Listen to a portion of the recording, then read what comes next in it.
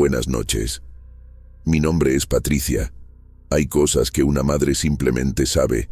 No es intuición, no es paranoia maternal, es algo más profundo que eso. Es como si el vínculo con tu hijo fuera tan fuerte que pudieras sentir cuando algo extraño entra en su mundo, aunque no sepas exactamente qué es. Todo comenzó en febrero de 2023. Mi hija Sofía, de 7 años, empezó a comportarse de manera extraña. Al principio pensé que era una fase, esas que todos los niños pasan. Pero había algo diferente en la forma en que evitaba el baño principal de la casa. Era sutil al principio.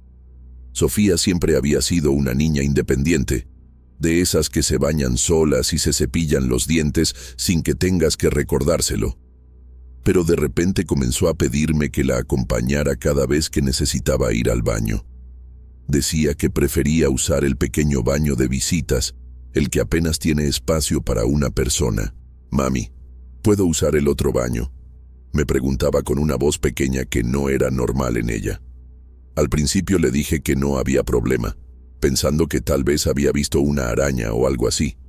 Pero cuando la pregunta se volvió diaria, comencé a preocuparme. Una noche, mientras la ayudaba a ponerse el pijama, le pregunté directamente: «Sofía, ¿por qué ya no quieres usar tu baño? ¿Pasó algo ahí?». Ella se quedó callada por un momento, jugando con el borde de su camiseta. Luego me miró con esos ojos grandes y serios que tienen los niños cuando van a decir algo que saben que suena raro. «Es que la niña del espejo no me deja en paz», susurró. Sentí un escalofrío, pero mantuve la calma. «¿Qué niña, mi amor?». «La que está en el espejo grande. Cuando me veo, ella también se ve, pero no hace lo mismo que yo. A veces me habla».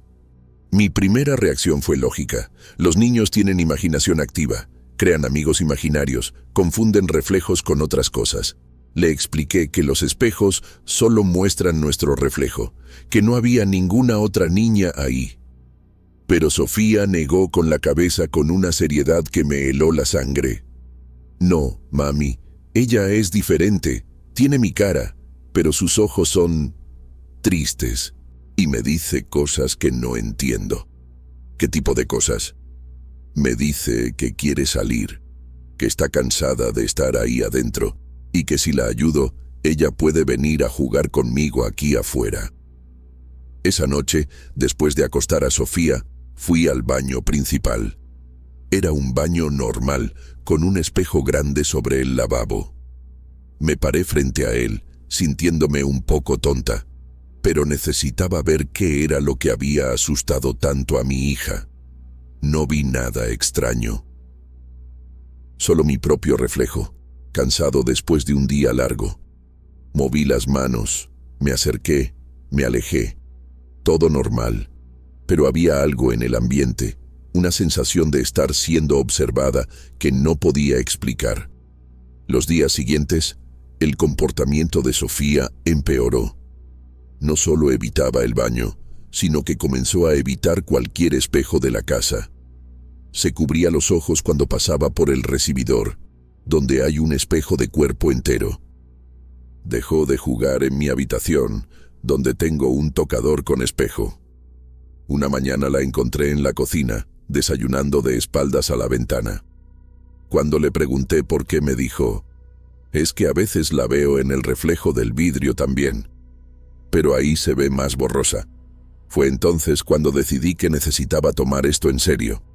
Esa noche, después de acostar a Sofía en mi cama, porque ya no quería dormir sola en su cuarto, que tenía un espejo en el armario, tomé una decisión. Iba a dormir en su habitación.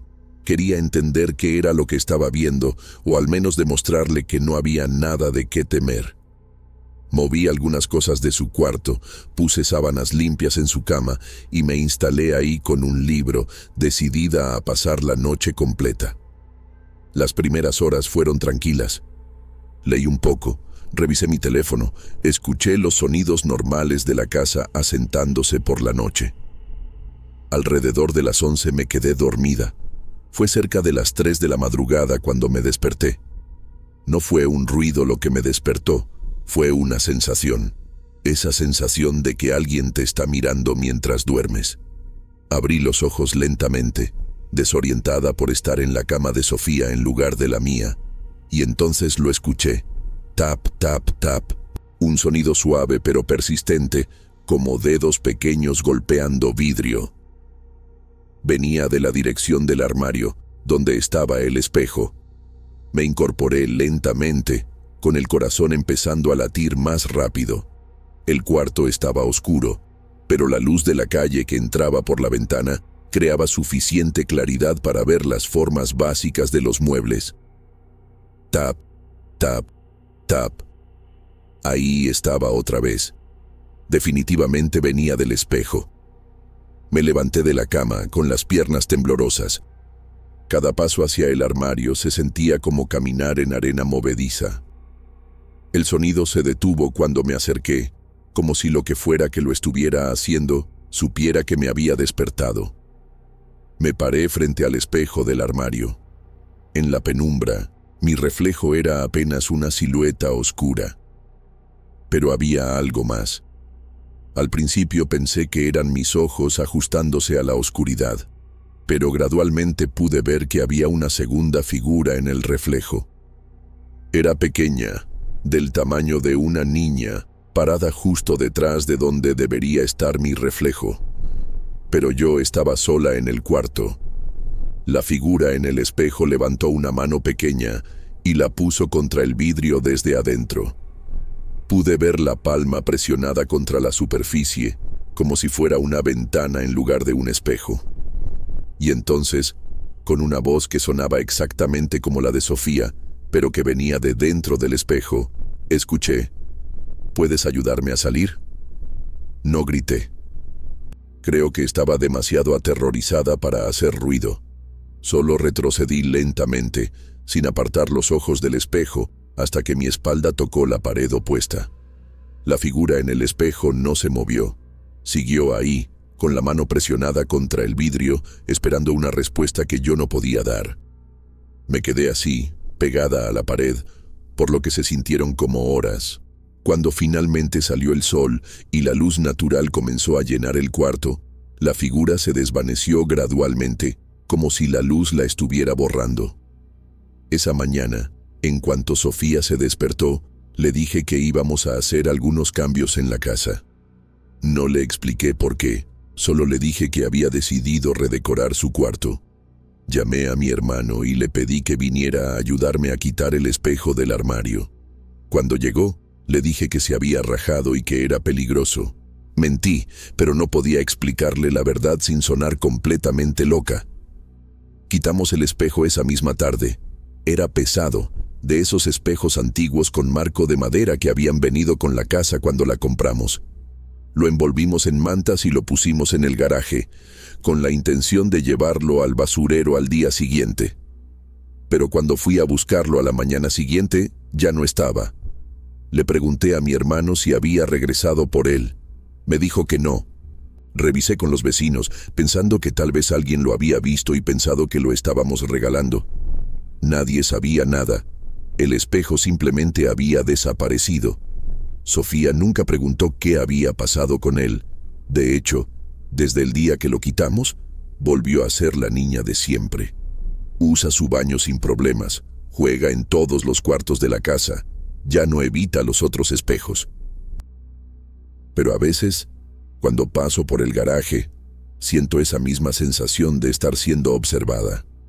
Y en las noches muy silenciosas, juro que puedo escuchar un sonido suave, como dedos pequeños golpeando vidrio, viniendo de algún lugar que no puedo localizar. No sé si lo que vi era real o si mi mente, influenciada por los miedos de Sofía, creó algo que no existía.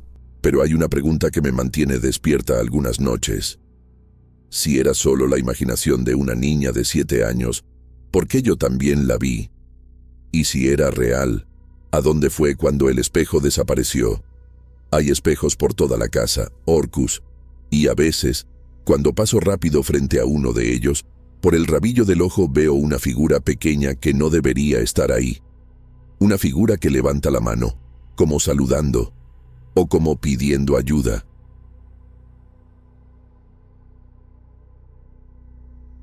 Buenas noches, mi nombre es Alejandro. Hay encuentros en la vida que te marcan para siempre, no por lo que sucede, sino por lo que entiendes años después que pudo haber sucedido. Mi historia comienza cuando tenía 8 años, en 1998, en Ecatepec de Morelos, Estado de México. Mi madre, Guadalupe, había estado enferma durante meses. Los doctores del centro de salud no encontraban qué tenía. Era una enfermedad extraña que la dejaba sin fuerzas, con dolores que migraban por todo el cuerpo y una palidez que cada día se hacía más pronunciada. Las medicinas no funcionaban, los análisis salían normales, pero ella seguía empeorando. Fue mi abuela quien sugirió que fuéramos a ver a doña María. Esa mujer sabe cosas que los doctores no saben, le dijo a mi madre con esa certeza que solo tienen las personas mayores. Vive en la casa grande que está por la colonia San Cristóbal. Dicen que puede curar lo que otros no pueden. Mi madre, desesperada después de meses sin mejoría, finalmente accedió. Un sábado por la tarde, tomamos el microbús que subía hacia las colonias más alejadas de Ecatepec y nos bajamos en una parada donde solo había un puesto de tacos y casas de bloc sin terminar. Caminamos por calles de tierra que serpenteaban entre construcciones a medio hacer y lotes baldíos llenos de hierba seca. El aire olía a polvo y a humo de leña. Había un silencio extraño para ser Ecatepec, como si esa zona estuviera apartada del bullicio constante del resto de la ciudad. Después de casi media hora de caminar, vimos la casa. Era una mansión antigua, de esas que debieron ser impresionantes en su época, pero que ahora se veían como dientes rotos en una sonrisa. La pintura se descascaraba, las ventanas tenían tablones clavados y la vegetación había comenzado a reclamar las paredes exteriores. Pero alguien vivía ahí, porque había luz en algunas ventanas y humo salía de una chimenea. Mientras nos acercábamos por el sendero de grava rota, vi movimiento en el jardín lateral. Era una niña, tal vez de mi edad, con un vestido blanco que parecía demasiado limpio para ese lugar descuidado. Estaba jugando sola, girando en círculos con los brazos extendidos, como si bailara una música que solo ella podía escuchar. «Mira, mamá», le dije señalando hacia el jardín. «Hay una niña». Mi madre siguió mi mirada y frunció el ceño. «¿Dónde, mijo?» «Ahí, junto a los rosales». Pero cuando volví a mirar, la niña había desaparecido. Tocamos a la puerta principal, una puerta de madera maciza, con herrajes de hierro forjado que habían visto mejores días. Nos abrió una mujer mayor, de unos 60 años, con cabello gris recogido en un chongo apretado y ojos que parecían ver más de lo que mostraban. «Usted debe ser Guadalupe», dijo sin que nos presentáramos. La estaba esperando. Nos hizo pasar a una sala que olía a hierbas secas y cera de vela. Los muebles eran antiguos pero bien cuidados y las paredes estaban cubiertas de estantes llenos de frascos con líquidos de colores extraños y plantas que no reconocía. Doña María se sentó en una silla alta de respaldo recto, como un trono improvisado. Mi madre tomó asiento frente a ella y yo me quedé de pie a un lado, sintiéndome incómodo en ese lugar que parecía estar lleno de secretos. Fue entonces cuando lo vi. Detrás de la silla de doña María, medio oculto en las sombras, había un niño. Era pálido, más pálido que cualquier persona que hubiera visto, con cabello negro que le caía sobre los ojos. Vestía ropa que parecía de otra época, pantalones cortos y una camisa blanca con cuello alto. Lo extraño era que doña María hablaba como si él no estuviera ahí. Le explicaba a mi madre sobre hierbas y limpias, sobre energías negativas y bloqueos espirituales, mientras el niño permanecía inmóvil detrás de ella, observándome. ¿Puedo salir a jugar?, le pregunté a mi madre en voz baja, señalando hacia la puerta. Había visto a la niña del jardín y pensé que tal vez podría encontrarla. Doña María interrumpió su conversación y me miró con una intensidad que me hizo retroceder un paso. «No hay ninguna niña en el jardín», dijo con voz firme. «Y es mejor que te quedes aquí adentro, donde puedo verte». Fue entonces cuando el niño pálido hizo algo que me heló la sangre. Sin hacer ruido, sin que doña María se diera cuenta, levantó un dedo y se lo puso sobre los labios en un gesto universal de silencio. Luego negó con la cabeza lentamente, como advirtiéndome que no insistiera. El resto de la visita pasó en una bruma extraña. Doña María le dio a mi madre un saquito de hierbas y le explicó cómo preparar un té especial. Le dijo que regresara en una semana si no se sentía mejor. Durante todo ese tiempo, el niño pálido permaneció detrás de su silla, observándome, pero nunca dirigiéndose a él ni reconociendo su presencia. Cuando nos fuimos, caminé hacia atrás por unos metros, mirando la casa. En una de las ventanas del segundo piso vi a la niña del vestido blanco. Esta vez me vio también y levantó la mano en un gesto que podría haber sido un saludo o una despedida. Pero había algo en su expresión, algo triste y desesperado que me hizo apresurar el paso para alcanzar a mi madre. El té de hierbas funcionó. En una semana, mi madre había recuperado el color y las fuerzas. En 2 semanas, era como si nunca hubiera estado enferma. No regresamos a ver a doña María, y con el tiempo, el recuerdo de esa visita se fue difuminando en mi mente, como suelen hacer los recuerdos de la infancia. Pero la historia no terminó ahí. Años después, cuando ya era adolescente, escuché a mi abuela hablando con unas comadres sobre doña María. Decían que había muerto sola en esa casa grande, y que cuando la encontraron, llevaba días así. Pero lo que me llamó la atención fue algo más que dijeron. Dicen que esa mujer nunca tuvo hijos, comentó una de las señoras. Siempre vivió sola en esa casa. Era raro, porque a veces la gente juraba haber visto niños jugando en su jardín, pero cuando preguntaban, ella decía que no sabía de qué hablaban. Sentí un escalofrío recordando a la niña del vestido blanco y al niño pálido detrás de la silla. «¿Y qué pasó con la casa?», preguntó mi abuela. «Ahí sigue, vacía. Dicen que la gente evita pasar por ahí porque se oyen cosas raras, risas de niños, voces, pero cuando van a investigar, no encuentran a nadie. Esa noche no pude dormir. Seguía pensando en el niño pálido y en cómo me había hecho señas de que guardara silencio. ¿Qué habría pasado si hubiera salido al jardín? ¿Qué quería la niña del vestido blanco? Decidí preguntarle a mi madre sobre esa visita, algo que nunca había hecho en todos esos años. «Mamá, ¿te acuerdas cuando fuimos a ver a doña María?». «Claro que me acuerdo, mijo. Esa mujer me salvó la vida. ¿Tú viste a alguien más en la casa? ¿Algún niño?». Mi madre me miró extrañada.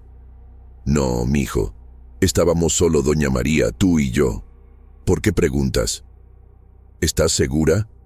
¿No había un niño parado detrás de su silla?». La expresión de mi madre cambió.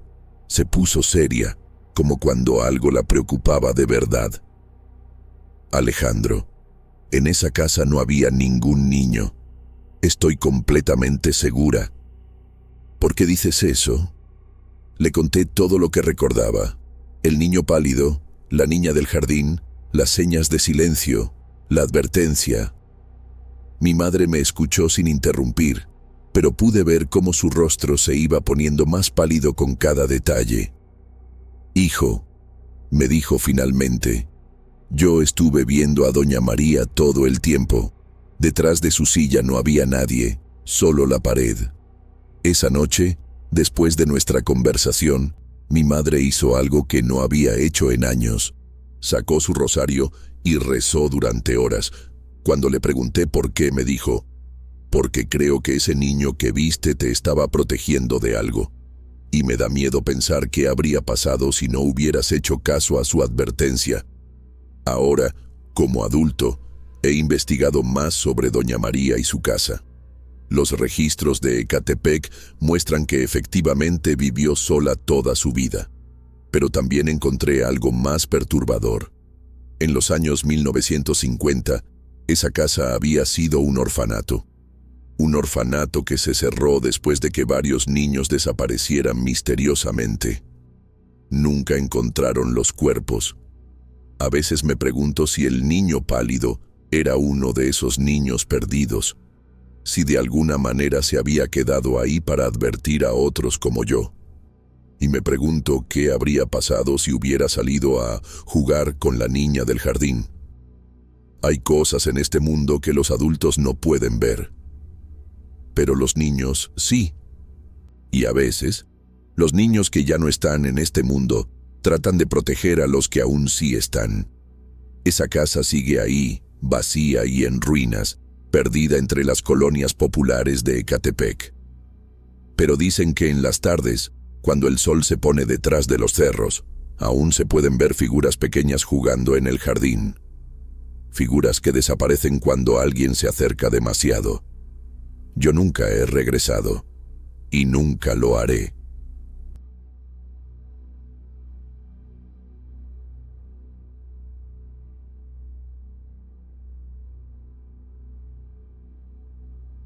Trabajo como obrero de la construcción desde hace 15 años y nunca había visto nada parecido a lo que pasó en una obra en Ecatepec.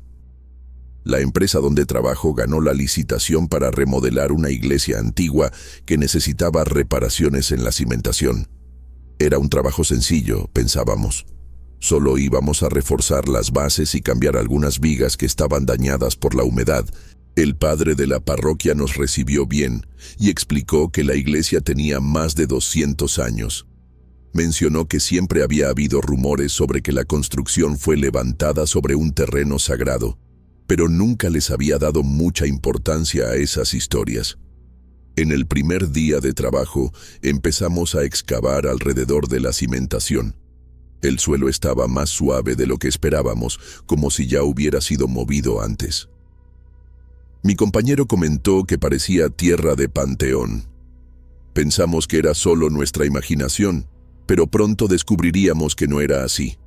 En la segunda semana de excavación, hicimos el descubrimiento que cambiaría todo. Como a 2 metros de profundidad, encontramos los primeros huesos. Eran claramente humanos, dispuestos de forma organizada, como si fueran sepulturas antiguas. Paramos inmediatamente el trabajo y llamamos al padre. Se puso pálido cuando vio los restos mortales. Dijo que necesitábamos contactar a las autoridades para hacer una evaluación. Mientras esperábamos, cubrí los huesos con una lona y monté un perímetro de seguridad. Esa noche, cuando estaba guardando las herramientas, escuché un susurro que venía de la excavación. Pensé que sería el viento, pero el sonido parecía formar palabras. Era como si alguien estuviera tratando de hablarme desde adentro de la tierra. Salí de ahí rápidamente y no le comenté nada a nadie. Pensé que me estaba imaginando cosas por el cansancio. Las autoridades vinieron, hicieron sus anotaciones y dijeron que era común encontrar huesos antiguos en remodelaciones de iglesias viejas. Liberaron la obra para continuar, pero pidieron que tuviéramos cuidado con cualquier hallazgo adicional. Fue el viernes que las cosas se pusieron realmente raras. Estaba trabajando solo, catalogando las herramientas, cuando escuché voces que venían de la excavación. No eran susurros esta vez, sino conversaciones claras, como si varias personas estuvieran hablando al mismo tiempo. Me acerqué despacio y logré distinguir algunas palabras. Agua, hambre, niños. Las voces parecían desesperadas, urgentes.